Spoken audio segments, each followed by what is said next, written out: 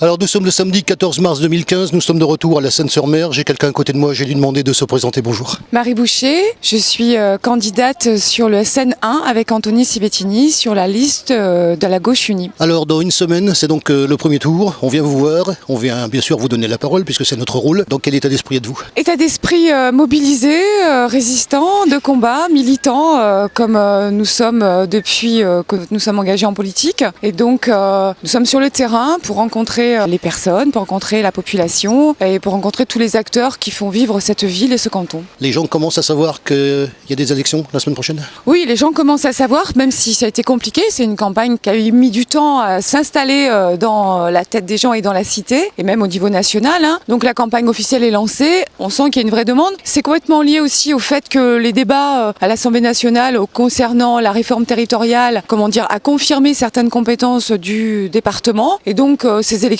s'installent complètement dans ce cadre de ces compétences qui sont en lien avec la solidarité. La solidarité, et donc comme c'est la base de notre engagement et de notre campagne, il est évident que nous savons porter ce que nous allons proposer à la population de ce canton et de cette ville pour qu'une Seine forte dans un Var solidaire, c'est complètement en phase avec notre slogan de campagne. Alors vous êtes justement en contact, là vous allez en distribution de tracts, on est samedi, vous rencontrez des gens, quel est leur état d'esprit vis-à-vis de vous, comment on vous perçoit, qu'est-ce qui revient le plus souvent? Écoutez, l'état d'esprit, c'est on sait la situation de crise dans laquelle vit la population et vit la société ici et nationalement et aussi à l'échelle européenne. Donc on sent très bien qu'il y a aussi une désespérance vis-à-vis des engagements politiques ou des choses qui ont été dites et qui n'ont pas été faites. On sent qu'il y a une volonté citoyenne quand même de comprendre et de s'investir pour certains d'entre eux. Nous avons cette responsabilité avec Anthony Civettini de s'engager et de faire jouer la transparence et la mobilisation citoyenne. Et quand nous serons élus,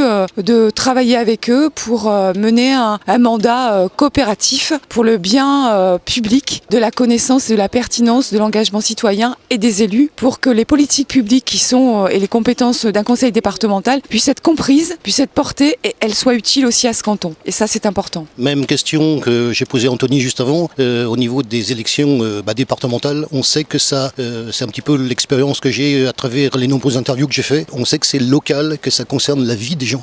Bien sûr, vous savez, le conseil départemental, ex-conseil général, le département est une vieille institution qui avait sûrement besoin d'être un peu bouleversée. Du coup, la loi sur la parité avec les binômes et la parité intégrale est quand même une petite révolution au sein des conseils départementaux. Mais en tout cas, c'est une collectivité de proximité. Après, bien sûr, la commune, la première, c'est la commune. On le voit parce que les questions posées par les gens rencontrés, par la population rencontrée, par les acteurs associatifs et autres rencontrés, c'est forcément les questions sur notre engagement au niveau de la commune et forcément l'explication du lien avec le département. Donc, c'est une collectivité de proximité et donc sur la nécessité d'avoir une solidarité au niveau de ses compétences en matière d'accompagnement, par exemple du RSA, de l'APA, sur la dépendance, sur les personnes âgées, de l'éducation sur les collèges. On sait très bien l'enjeu essentiel de s'occuper de cette préadolescence et adolescence qui va construire l'avenir et sur lequel il y a vraiment des moyens à mettre en place et sur un développement, on va dire, durable et solidaire du territoire. Et là, on voit toute la pertinence du lien local, de la proximité du département et après vers les autres collectivités qui sont à même de nous accompagner, de nous aider, par exemple que sont la région et l'État et TPM. Donc nous portons